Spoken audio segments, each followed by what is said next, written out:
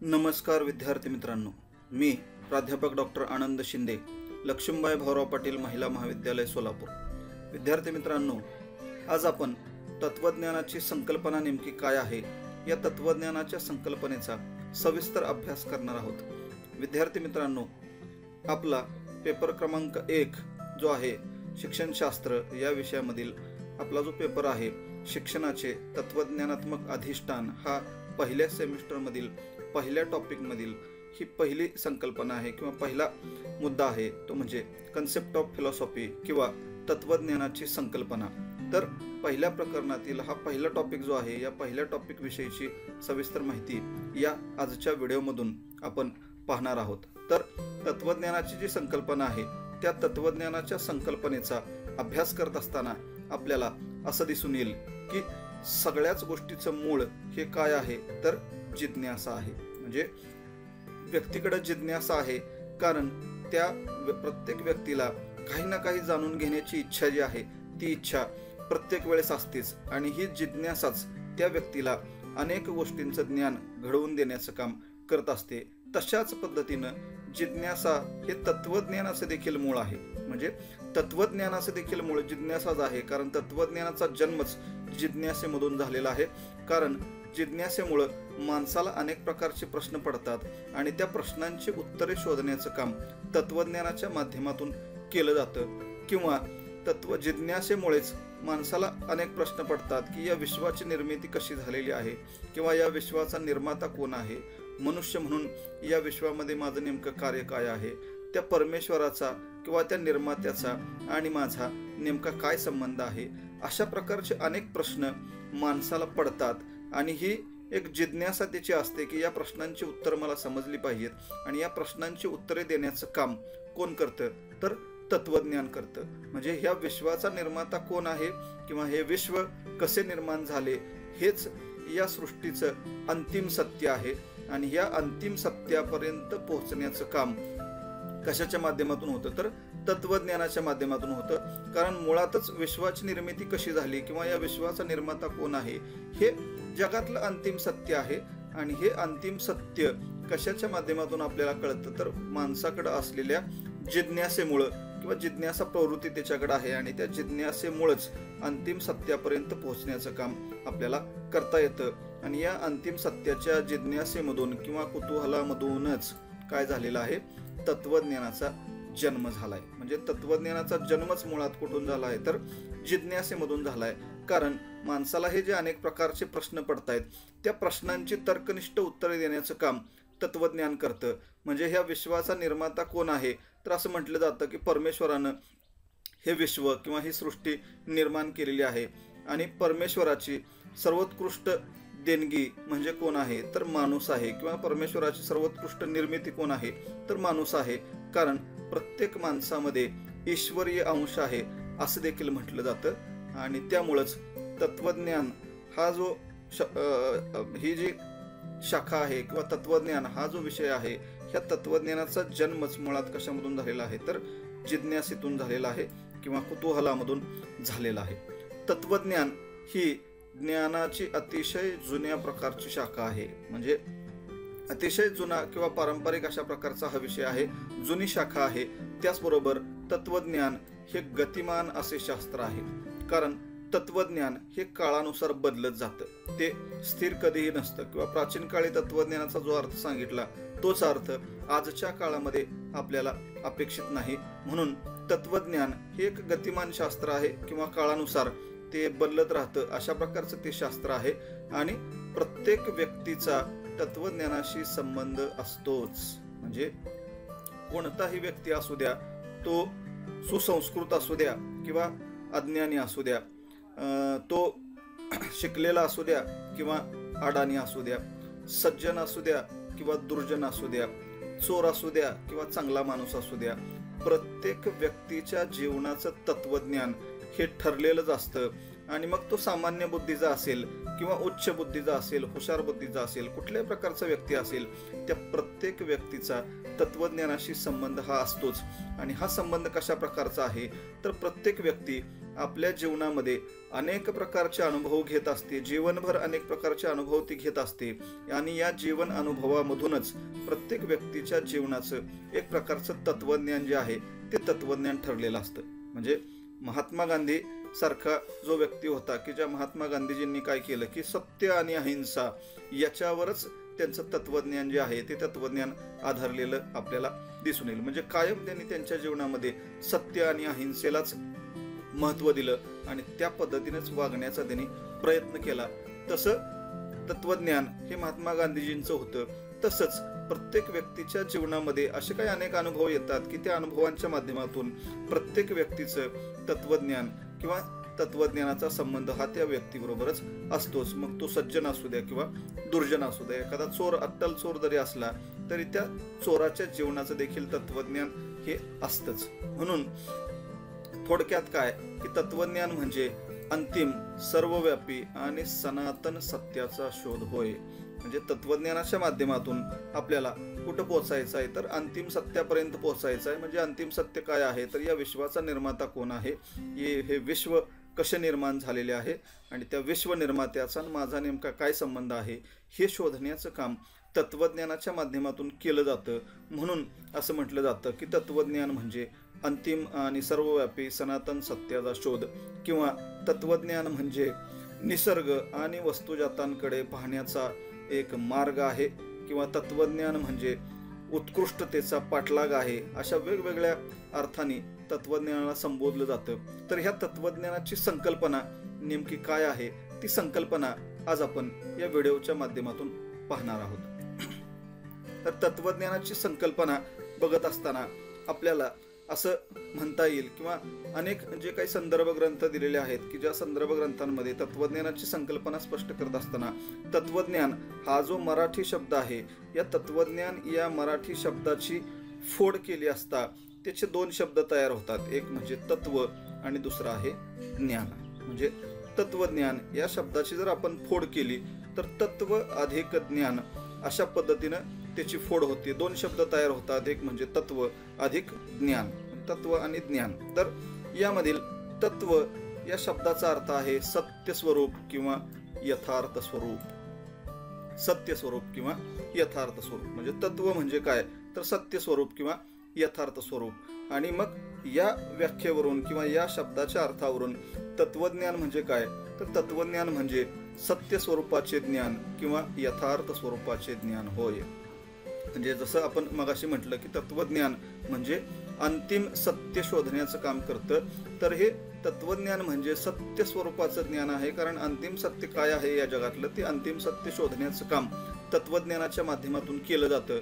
म्हणून तत्वज्ञान म्हणजे सत्य स्वरूपाचे ज्ञान किंवा यथार्थ स्वरूपाचे ज्ञान अशा प्रकारचा अर्थ तत्वज्ञानाचा सांगितला जातो.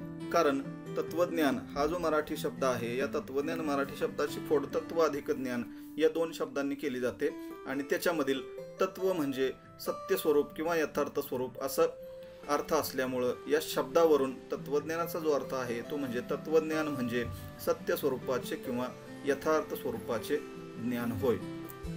त्यानंतर तत्वज्ञान हा जो मराठी शब्द आहे या मराठी शब्दाचा आणखीन अर्थ सांगितलेला आहे तो म्हणजे शंकराचार्य. म्हणजे आपले आद्य गुरु जे आहेत शंकराचार्य, या शंकराचार्यांनी तत्वज्ञान या शब्दाची परत एकदा फोड केली आहे.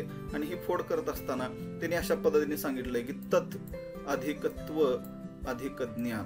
म्हणजे तत्व या शब्दाची परत त्यांनी फोड केली ती तत् अधिकत्व अशा पद्धतीनं या दोन्हीचा अर्थ आहे तत्व किंवा हा दोन शब्द आहे तत्व अधिक ज्ञान. म्हणजे तत् अधिकत्व अधिक ज्ञान अशा पद्धतीने त्यांनी फोड केली.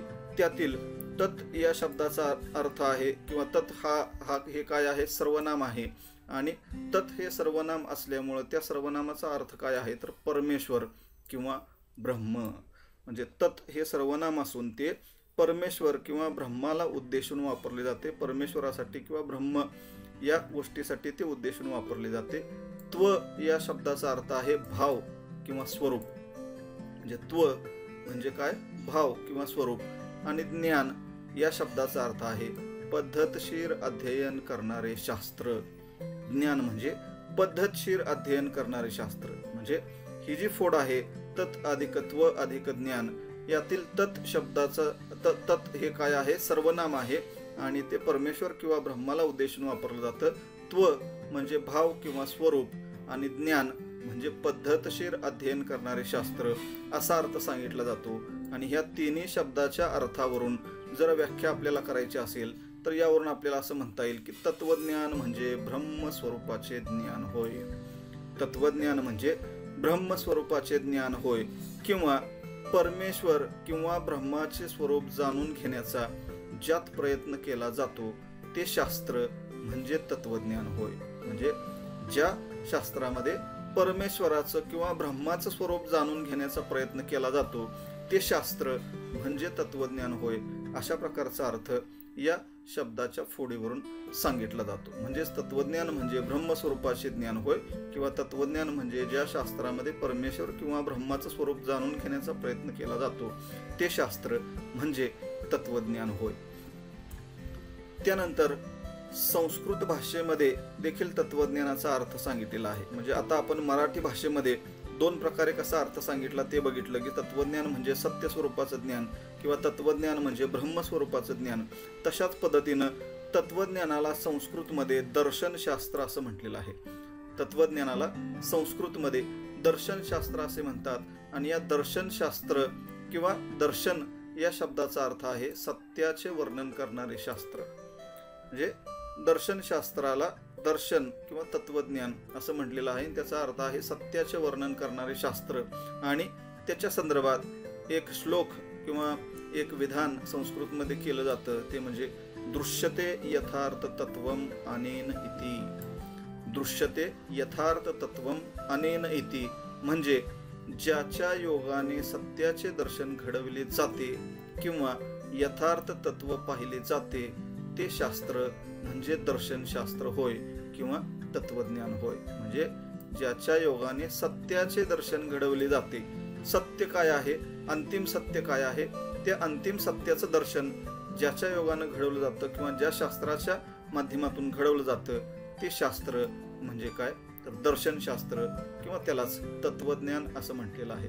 म्हणजे थोडक्यात परत अंतिम सत्य किंवा सत्याचं दर्शन घडवणं हेच या दर्शनशास्त्राचा देखील मूळ हेतू आहे आणि त्यामुळं सत्याचे वर्णन करणारे शास्त्र म्हणजे दर्शनशास्त्र असा त्याचा अर्थ सांगितला जातो. त्यानंतर आता इंग्रजीमध्ये तत्वज्ञान या शब्दाला इंग्रजीमध्ये फिलॉसॉफी असं म्हणतात. तत्वज्ञान हा जो मराठी शब्द आहे या मराठी शब्दाला इंग्रजीमध्ये फिलॉसॉफी म्हणून संबोधलं जातं. आता हा फिलॉसॉफी जो शब्द आहे हा फिलॉसॉफी शब्दाची पण आपण जर फोड केली तर ती फोड अशा प्रकारे होते फिलॉस अधिक सोफिया. म्हणजे फिलॉस प्लस सोफिया किंवा फिलॉस अधिक सोफिया असे दोन शब्द होते. दोन शब्द इथं तयार होतात. एक म्हणजे फिलॉस आणि दुसरा आहे सोफिया. तर फिलॉस अधिक सोफिया बरोबर फिलॉसॉफी अशा पद्धतीनं लॅटिन भाषेनुसार म्हणजे लॅटिन भाषेमध्ये जी काही फिलॉसॉफी हा शब्द वापरलेला आहे त्या लॅटिन भाषेनुसार त्याची जर फोड आपण केली तर फिलॉस अधिक सोफिया अशा पद्धतीने त्याची फोड होते. यातील फिलॉस या शब्दाचा अर्थ आहे लव आणि सोफिया या शब्दाचा अर्थ आहे विस्डम. विस्डम म्हणजे फिलॉस म्हणजे लव किंवा मराठीमध्ये आपण त्याला प्रेम असं म्हणतो. सोफिया मीन्स विजडम किंवा शहाणपणा असा मराठीमध्ये त्याचा अर्थ आहे. म्हणजे या दोन शब्दाच्या अर्थावरून तत्वज्ञानाचा अर्थ जर आपल्याला सांगायचा झाला तर असं आपण म्हणू शकतो की philosophy means love of wisdom. म्हणजे philosophy means love of wisdom. तत्वज्ञान म्हणजे शहाणपणाविषयीचे प्रेम होय. तत्वज्ञान म्हणजे शहाणपणाविषयीचे प्रेम होय. या ठिकाणी शहाणपणा हा शब्द अतिशय महत्वाचा आहे कारण अनेक व्यक्तीकडे हा शहाणपणाच नसतो. म्हणजे शहाणपणा जर आपल्याला आणायचा असेल तर त्यासाठी असं आपण म्हणतो की तत्वज्ञानी माणसे ही शहाणी असतात. कारण तत्वज्ञानी माणसं काय करतात तर त्यांना जे काही ज्ञान असतं ते ज्ञान दुसऱ्यांना देण्याचं काम करतात किंवा जगाला वाटण्याचं काम करतात आणि जगाला शहाणं करून सोडण्याचं काम करतात. ही तत्वज्ञानी माणसे शहाणी असतात. परंतु आज आपल्याला असं दिसतं की ज्ञान येतं पण शहाणपण जातं. म्हणजे अनेक व्यक्तींकडे ज्ञान आहे, पण त्या ज्ञानाचा केवळ स्वार्थासाठीच उपयोग केला जातो, दुसऱ्यासाठी त्याचा उपयोग केला जात नाही. म्हणून ज्ञानी आहे पण शहाणा नाही असं देखील म्हटलं जातं. पण हा शहाणपणा इथं तत्वज्ञानामध्ये महत्वाचा आहे, कारण तत्वज्ञान म्हणजे शहाणपणाविषयीचे प्रेम होय, अशा प्रकारचा अर्थ तत्वज्ञानाचा सांगितला जातो. त्याच्यामध्ये पण परत 3 गोष्टी आहेत. एक म्हणजे माहिती, दुसरा आहे ज्ञान आणि तिसरा आहे शहाणपणा. म्हणजे आपण जर ही आकृती बघितली तर इथं माहिती आहे, त्याला आपण इन्फॉर्मेशन म्हणतो. त्यानंतर ज्ञान म्हणजे त्याला आपण नॉलेज म्हणतो, आणि शहाणपणा ज्याला आपण विजडम म्हणतो. म्हणजे माहिती, ज्ञान आणि शहाणपणा. म्हणजे शहाणपणा एखाद्या व्यक्तीला कधी येतो तर त्याला अगोदर माहिती असली पाहिजे, मग त्या माहितीचं रूपांतर ज्ञानामध्ये झालं पाहिजे आणि ज्ञानाचं रूपांतर शहाणपणामध्ये झालं पाहिजे, तेव्हाच व्यक्ती शहाणा होतो. आपण बरीचशी काय करत असतो, माहितीच घेत असतो आणि त्या माहितीलाच ज्ञान म्हणून संबोधत असतो. परंतु ज्ञान आणि माहिती याच्यामध्ये निश्चित असा फरक आहे. म्हणजे उदाहरण म्हणून सांगतो की समजा प्रदूषण, या प्रदूषणाचा अर्थ आपल्याला जाणून घ्यायचा आहे, किंवा प्रदूषण याची माहिती घ्यायची आहे. तर प्रदूषणाची माहिती, आता ही माहिती इन्फॉर्मेशन म्हणजे माहिती काय आहे, तर प्रदूषण कोणकोणत्या गोष्टीमधून घडतं, कसं घडतं, त्याची पाठीमागची कारणं कोणती आहेत, हा सगळा डेटा आपण गोळा केला, सामग्री सगळी गोळा केली. पण नुसती माहिती गोळा करून त्याचं ज्ञानामध्ये रूपांतर होणार नाही, तर त्या माहितीचा अर्थ प्राप्त झाला पाहिजे, तेव्हाच त्याचं ज्ञानात रूपांतर होईल. म्हणजे त्या माहितीला अर्थ प्राप्त झाला पाहिजे. प्रदूषण म्हणजे नेमकं काय, कशाला म्हणायचं प्रदूषण, प्रदूषणाची कारणं नेमकी कोणती आहेत, त्याचे काय परिणाम होऊ शकतात, आणि मग त्याच्यावर आपल्याला काय उपाययोजना करता येतील, हे झालं ज्ञान. म्हणजे नुसती माहिती गोळा केली, पण त्या माहितीचं जेव्हा ज्ञानामध्ये रूपांतर होतं किंवा त्या माहितीला अर्थ प्राप्त होतो, तेव्हा त्याचं रूपांतर ज्ञानामध्ये होतं आणि मग त्याला आपण ज्ञान म्हणू शकतो. आणि या माहितीचा जेव्हा आपण सदुपयोग करतो तेव्हा शहाणपणा निर्माण होतो. म्हणजे माहिती गोळा झाली, ज्ञान आपल्याला प्राप्त झालं, पण ज्ञानाचा आपण सदुपयोगच केला नाही. म्हणजे सगळं ज्ञान मला प्राप्त झालं, पण त्या ज्ञानाचा उपयोग जर मी केला नाही तर मग तो व्यक्ती शहाणा नाही. म्हणून शहाणपणा येण्यासाठी मिळालेल्या ज्ञानाचा काय झाला पाहिजे, सदुपयोग करता आला पाहिजे. तो सदुपयोग जेव्हा करेल तेव्हाच तो खऱ्या अर्थानं काय होईल, ज्ञानी म्हणेल. म्हणून माहिती, ज्ञान आणि शहाणपणा याच्यामध्ये फरक आहे. म्हणून सर्वच माणसे शहाणी असतात असं नाही. माणसाकडे ज्ञान असतं पण तो शहाणा बनत नाही, कारण त्या ज्ञानाचा तो सदुपयोग करण्याचं विसरतो. मात्र या ठिकाणी फिलॉसॉफीचा अर्थ सांगत असताना फिलॉसॉफिक सोफिया म्हणजे प्रेम आणि शहाणपणा, किंवा तत्वज्ञान म्हणजे शहाणपणाविषयीचे प्रेम होय, अशा प्रकारचा एक अर्थ तत्वज्ञानाचा या ठिकाणी सांगितलेला आहे. त्यानंतर अनेक तत्वज्ञानांनी किंवा तत्ववेत्यांनी तत्वज्ञानाच्या काही व्याख्या सांगितलेल्या आहेत. त्या व्याख्यांचा जर आपण विचार केला तर त्या व्याख्यांवरून देखील तत्वज्ञानाचा अर्थ नेमका काय आहे, तो तत्वज्ञानाचा अर्थ आपल्याला या ठिकाणी स्पष्ट करता येईल. त्याच्यातला पहिला तत्ववेत्ता आहे, त्याचं नाव आहे बेकन. म्हणजे बेकन नावाचा तत्ववेत्ता आहे, किंवा हे तिन्ही जे तत्ववेत्ते आहेत ते भारताच्या बाहेरचे आहेत किंवा पाश्चिमात्य आहेत. पाश्चिमात्य तत्ववेत्यांनी मांडलेल्या ह्या सर्व व्याख्या आहेत. त्याच्यातला बेकन जो आहे तो काय म्हणतोय बघा, तत्वज्ञान म्हणजे सर्व शास्त्रांची जननी होय. तत्वज्ञान म्हणजे काय आहे, सर्व शास्त्रांची जननी आहे. म्हणजे जगामध्ये जेवढे काही शास्त्र आहेत त्या शास्त्रांची काय आहे, जननी म्हणजे माता, आपण असं म्हणतो, माता आहे, सर्व शास्त्रांची माता आहे. का तर शास्त्र म्हटल्यानंतर आपण काय म्हणतो की ज्ञानाची पद्धतशीर मांडणी म्हणजे शास्त्र. ज्ञानाची पद्धतशीर मांडणी म्हणजे शास्त्र.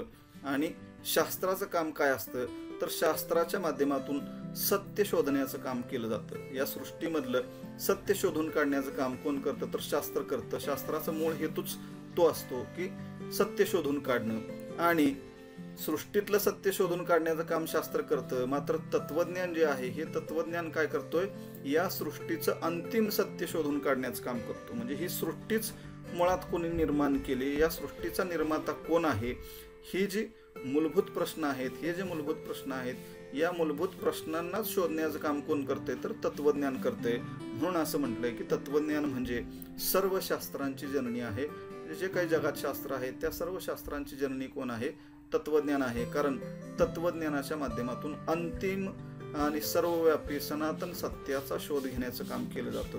म्हणून तत्वज्ञान म्हणजे सर्व शास्त्रांची जननी होय अशी व्याख्या सांगितलेली आहे. त्यानंतर दुसरी व्याख्या आहे, कोल्ड्रिज नावाचा एक तत्ववेत्ता आहे. त्यानं या कोल्ड्रिजनं हे व्याख्या सांगितली आहे. त्यानं सांगितलं की तत्वज्ञान म्हणजे सर्व शास्त्रांचे शास्त्र होय. म्हणजे परत वरच्याच व्याख्याशी मिळती जुळती ही व्याख्या आहे की तत्वज्ञान म्हणजे सर्व शास्त्रांचे शास्त्र आहे. म्हणजे इथं माता म्हटलंय, इथं सर्व शास्त्रांचं शास्त्र म्हटलंय. तर तत्वज्ञान हे सगळ्या शास्त्रांचं शास्त्र आहे किंवा एक नंबरचं शास्त्र आहे. म्हणून त्याला तत्वज्ञान हे सर्व शास्त्रांचे शास्त्र होय अशा प्रकारची व्याख्या केलेली आहे. त्यानंतर तिसरी व्याख्या आहे ती म्हणजे सिसरो या नावाच्या तत्ववेत्त्यानं केलेली आहे. सिसरो त्याचं काय म्हणणं आहे बघा, तत्वज्ञान म्हणजे सर्व कलांची जननी होय. तत्वज्ञान म्हणजे सर्व कलांची जननी होय. म्हणजे सर्व प्रकारच्या ज्या कला उपलब्ध आहेत जगात त्या सर्वांची जननी आहे, सर्व कलांची जननी आहे. आता वर आपण म्हणलं होतं की शास्त्रांची जननी आहे, इथं म्हणलंय कलांची जननी आहे. म्हणजे ज्या काही कला जगामध्ये आहेत त्या सर्व कलांची जननी म्हणजे तत्वज्ञान होय अशा प्रकारची व्याख्या सांगितलेली आहे. याचं एक उदाहरण आपल्याला सांगता येईल की प्लेटो नावाचा एक तत्ववेत्ता होऊन गेला ग्रीसमध्ये किंवा ग्रीकमध्ये, की ज्यानं काय सांगितलं होतं की व्यक्तीला जर आदर्श नागरिक बनवायचा असेल, म्हणजे आपल्या राज्यातल्या व्यक्तीला जर आदर्श नागरिक बनवायचा असेल तर त्यानं सांगितलं होतं की 7 कला त्यानं सांगितल्या होत्या. 7 लिबरल आर्ट्स असं त्याला म्हटलेलं आहे. 7 कला सांगितल्या होत्या आणि या 7 कलामधली सगळ्यात एक नंबरची किंवा पहिली जी काही कला होती ती म्हणजे तत्वज्ञान. म्हणजे तत्वज्ञानाचा नंबर 1 नंबरला त्यांनी सांगितला होता की पहिली त्या 7 कलामधली पहिली कला कुठली आहे तर तत्वज्ञान आहे. आणि म्हणून असं म्हटलं की सर्व कलांची जननी म्हणजे तत्वज्ञान आहे. कारण व्यक्तीला आदर्श नागरिक करत असताना सुद्धा ज्या काही सर्व कला आहेत त्याच्यातली पहिली कला म्हणजे तत्वज्ञान आहे. म्हणजेच तत्वज्ञान ही सर्व कलांची काय आहे? जननी आहे किंवा तत्वज्ञान ही सर्व कलांची माता आहे. अशा प्रकारचा हा अर्थ एक सांगितलेला आहे. त्यानंतर दुसरा पुढचा तत्ववेत्ता आहे हेगेल नावाचा एक तत्ववेत्ता आहे की हेगेल यानं काय सांगितले तत्वज्ञानाची व्याख्या बघा. तत्वज्ञान म्हणजे आभासापेक्षा सत्य जाणून घेण्याचा एक प्रयत्न आहे. तत्वज्ञान म्हणजे आभासापेक्षा सत्य जाणून घेण्याचा प्रयत्न आहे. आभास म्हणजे कल्पनामय जग. कल्पनेच्या जगामध्ये रममान व्हायचं नाही. केवळ आयडिया काय आहेत त्या कल्पना नुसतं आभासामध्ये स्वप्नामध्ये आपण नुसतं राहायचं नाही, तर काय करायचं? सत्य जाणून घ्यायचं आहे आणि ते सत्य जाणून घेण्याचं ते एक प्रकारचं शास्त्र आहे. तत्वज्ञान म्हणजे आभासापेक्षा सत्य जाणून घेण्याचा एक प्रयत्न आहे. कारण जगातला अंतिम सत्य शोधून काढण्याचं काम कोण करते तर तत्वज्ञान करते. म्हणून तत्वज्ञान म्हणजे केवळ स्वप्नामध्ये गुंतून न राहता सत्य जाणून घेण्याचा तो एक प्रयत्न आहे. त्यानंतर पुढची व्याख्या आहे ती म्हणजे हर्बर्ट स्पेन्सर या तत्ववेत्त्यानं दिलेली आहे. हर्बर्ट स्पेन्सर त्याचं मत काय आहे बघा की तत्वज्ञान हे सार्वभौमिक शास्त्राच्या रूपाने प्रत्येकाशी संबंधित असते. म्हणजे तत्वज्ञान जे आहे हे तत्वज्ञान काय आहे? प्रत्येकाशी संबंधित आहे, प्रत्येक व्यक्तीशी संबंधित आहे. म्हणजे मग आपण म्हटलं की तत्वज्ञानाचा संबंध हा प्रत्येक व्यक्तीशी आहे. मग तो सुसंस्कृत असू द्या, आदिमानव असू द्या, शिक्षित असू द्या, अशिक्षित असू द्या, दुर्जन असू द्या, सज्जन असू द्या, कुठलाही व्यक्ती असू द्या, त्या प्रत्येक व्यक्तीच्या जीवनाशी तत्वज्ञानाचा संबंध हा असतोच. म्हणून ही व्याख्या सांगत असताना पण तसंच सांगितलं की तत्वज्ञान हे सार्वभौमिक शास्त्राच्या रूपाने प्रत्येकाशी संबंधित असते. त्यानंतर पुढचा शिक्षण तज्ज्ञ किंवा तत्ववेत्ता आहे डॉक्टर सर्वपल्ली राधाकृष्णन. म्हणजे भारताचे माजी राष्ट्रपती आणि एक तत्वज्ञानी व्यक्ती आहे की ज्याने सुद्धा तत्वज्ञानाचा अर्थ सांगण्याचं काम या ठिकाणी केलेलं आहे. ते म्हणजे विश्वातील अंतिम सत्याचा तर्कशुद्ध शोध म्हणजे तत्वज्ञान होय. विश्वातील अंतिम सत्याचा तर्कशुद्ध शोध म्हणजे तत्वज्ञान होय. म्हणजे या विश्वाचं अंतिम सत्य काय आहे ते अंतिम सत्य शोधून काढण्याचं काम कोण करतं तर तत्वज्ञान करतं. म्हणजेच हे विश्व कोणी निर्माण केलं, या विश्वाचा निर्माता कोण आहे, हे जे अंतिम सत्य आहे जगातलं विश्वातलं त्या अंतिम सत्याचा शोध घेण्याचं काम तत्वज्ञान करतं. म्हणून असं म्हटलंय की विश्वातील अंतिम सत्याचा तर्कशुद्ध शोध म्हणजे तत्वज्ञान होय. किंवा अजून एक वेगळी व्याख्या त्यांनी सांगितली की वास्तवतेच्या स्वरूपाचा तर्कशुद्ध शोध, म्हणजे वास्तव काय आहे त्या वास्तवतेचं तर्कशुद्ध शोध म्हणजे तत्वज्ञान होय. वास्तवतेच्या स्वरूपाचा तर्कशुद्ध शोध म्हणजे तत्वज्ञान होय. अशा प्रकारची एक व्याख्या त्यांनी या ठिकाणी सांगितली. म्हणजेच काय की या वेगवेगळ्या प्रकारच्या तत्ववेत्यांनी ह्या ज्या काही व्याख्या सांगितलेल्या आहेत या व्याख्येवरून तत्वज्ञानाचा अर्थ काय आहे तो अर्थ स्पष्ट करण्याचं काम या वेगवेगळ्या तज्ज्ञांनी किंवा तत्ववेत्यांनी या ठिकाणी केलेला आपल्याला दिसून येईल.